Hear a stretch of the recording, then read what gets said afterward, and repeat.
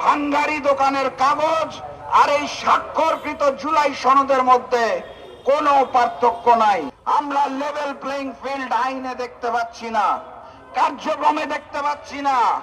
এই level playing field নিয়ে আগামী জাতীয় নির্বাচন অবাধ, সুষ্ঠু, নিরপেক্ষ, ভারতীয় প্রভাব মুক্ত হবে, এই বিষয়টা নিয়ে আমরা শঙ্কিত।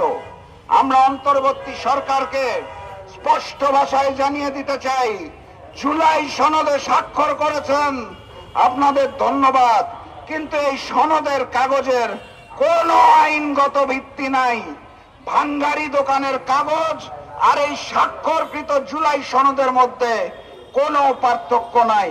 অতএব দ্রুততম সময়ের মধ্যে জুলাই সনদ বাস্তবায়ন আদেশ জারি করতে হবে।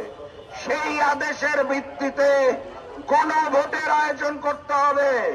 যেই গণভোট জাতীয় নির্বাচনের দিন সম্ভব নয়, প্রতীক নির্ভর, মার্কা নির্ভর জাতীয় নির্বাচনের দিন প্রশ্ন নির্ভর গণভোট গৌণ হয়ে যাবে। আমরা জুলাইকে অপমান করতে চাই না। গণভোট নভেম্বর মাসের মধ্যে আয়োজনের ব্যবস্থা করুন। একই সাথে সাথে প্রশাসনে শেখ হাসিনার রেখে যাওয়া যে সকল লোক রয়েছে তাদেরকে রদ বদলের ব্যবস্থা করুন। একটি বিশেষ দলকে প্রাধান্য দেওয়ার জন্য যারা মনে করছে ক্ষমতায় চলে এসেছে, তাদের যে সকল লোককে নিয়োগ দিয়েছেন প্রশাসনে, তাদের রদ বদলের ব্যবস্থা করুন। লেভেল প্লেইং ফিল্ড না হলে ওই আগের মতোই ভারত থেকে সিদ্ধান্ত হবে। বাংলার মাটিতে জাতীয় নির্বাচনে হিন্দুস্তানের আধিপত্যবাদ, হিন্দুস্তানের আগ্রাসন চলবে না, আমরা আর মেনে নেব না ইনশাআল্লাহ। অতএব লেভেল প্লেইং ফিল্ড সৃষ্টি করে জাতীয় নির্বাচনের ব্যবস্থা করতে হবে। তার পূর্বে নভেম্বরে গণভোটের আয়োজন করতে হবে। আপনারা শুধু আমাদের ডাকবেন, আমরা আপনাদের সাথে বসে ঐক্যমত্য কমিশনে বৈঠক করব। 5 স্টার থেকে খাওয়া আসবে, নেতা কর্মীরা খাবে।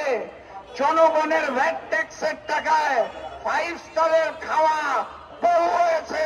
এবার আসুন একটু প্রকৃত সংস্কারের কাজ করি।